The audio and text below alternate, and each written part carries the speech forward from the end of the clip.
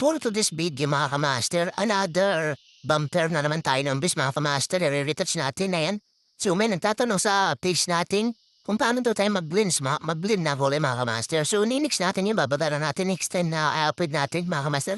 So yun nakapansin nyo na biblend down na huli again mga kamaster. Ayan. So, for ko tada doon sa sa pinakantama niya yung mga may spot primer. So, tapos lalawakan natin yung pinakamblit natin ako na mga kamaster, malabnaw naman. Ayan, next kong state. Taklot na kamaster. Parang yung spray dyan, mawala. Ayan. So, sim original yung dapat natin mga kamaster. Ayan na, yung next step ko. Nagpupulhot na ako mga kamaster. So, pulhot lang mga kamaster yung ating ginagawang flare coat. So, hindi tayo nagtatatlo-apat. So, hindi tayo nagawa ng ganun. So, pulhot lang yung tapot natin mga kamaster standard. So, yan na. Inapat natin, mirror finish mga kamaster. Siyempre mga kamaster, pinatuyo ko lang yan. Hindi ko na binaping. Kasi yan ay mabilisan dahil marinis siya mga kamaster, wala naman dumi.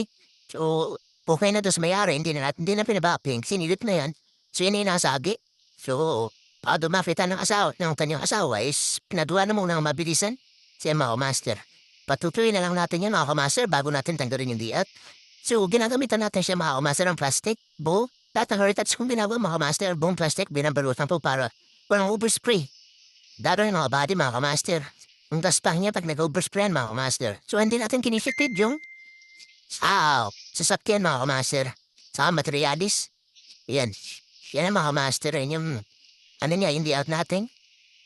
So, pati yun na lang yan mga kamaster. Lalabas na yan.